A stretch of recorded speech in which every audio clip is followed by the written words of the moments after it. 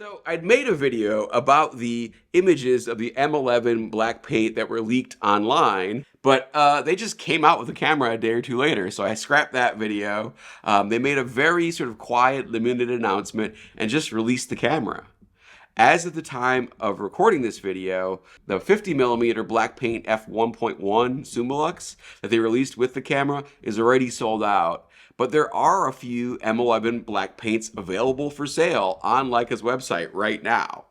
So I picked one up.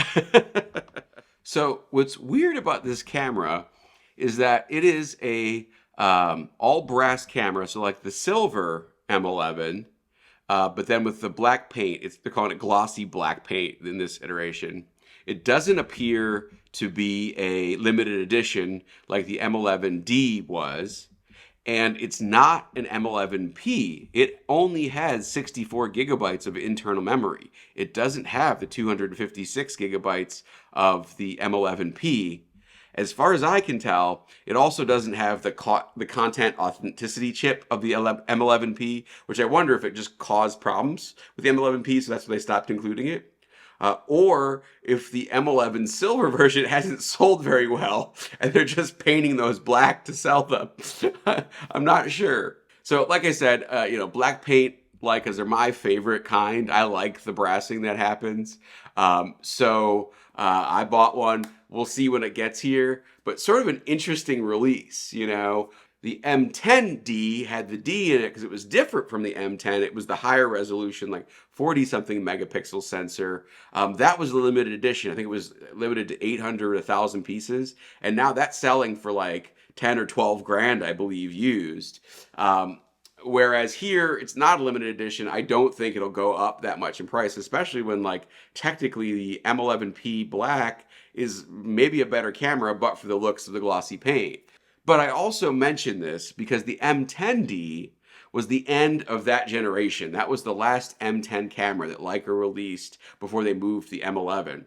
So yeah, if the M11 black paint, glossy paint, whatever it's called, is the last of the M11s, which makes sense since you have the regular M11, you have the M11P, you've got the M11D, which didn't sell that well. They're still available for sale on Leica's website. And then now you have the black paint version that kind of rounds out. Oh, you have the M11 Monochrom. So it kind of rounds out this generation, right? Makes me wonder what's going to be in the M12. Would be great if we got one in 2025.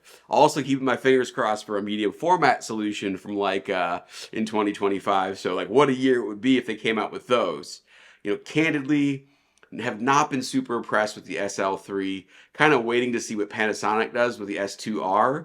But I have sold my SL3 and don't plan to get another one unless the S2R is awesome. Or maybe I'll just get two S2Rs. I have my Q343 here. That's super fun to use. But every once in a while it makes me want to try the SL3 again. But the SL3 just has so many things where it just doesn't work very well. Both the Q3 and the 43 do that annoying thing when you half press the shutter, it lights up if it's dark, and it goes dark if it's too light. It's just using Sony cameras, even like Fuji, now that the autofocus has basically been fixed, just makes it look really out of date and out of touch and not very functional. And weirdly, the M11 doesn't do that. But anyways, so yeah, in 2025 would be nuts if they have a medium format release and then also the M12. The only two things I can think of that where the M11 isn't totally perfect already is adding IBIS into the bodies somehow in those tiny little bodies, and then doing something with the OVF. It would be so cool if they could keep the rangefinder functionality with the little box, the focusing patch, but then also do what they do on the Fuji X100 series and have it flip and be an EVF as well and have your choice of OVF, EVF. That would be amazing. I would also be pretty excited if they did an OVF version and just an EVF version separately. I've long said that kind of the perfect camera would be an interchangeable lens Q camera, right? That smaller rangefinder package, but then be able to switch sweet Leica lenses in and out of that. Even if it's just an M mount camera, it doesn't even need to have autofocus. Just that small compact, form factor. Man, that's pretty much the perfect camera for me, especially if it's got IBIS in it, So, exciting times for Leica, really. Like I said, I have a black paint on order. A little annoyed it doesn't have 256 gigabytes internal memory, even though I don't really use that internal memory because I think it's kind of annoying. I'd rather have 2 card slots. But you know, I have one on order. It's on the way. I'll make a much longer video about it. But I just thought it was sort of an interesting thing, and also wanted to alert my tiny little corner of the internet that this camera had come out, because it was such a quiet release that I think most folks don't even know it's out. And since, at least as at the time of this recording, they're still available for sale, also just kind of an alert of like, hey, if you really want one, you can go get one right now, and it'll be at your house in like a week because Leica ships fast. So anyways, let me know your thoughts about the Leica M11 Glossy Black Paint Edition. Are you going to get one? Is this a crazy purchase on my part? Let me know your thoughts in the comments below. Like, comment, subscribe, all that good stuff, and I'll see you in the next one. Bye.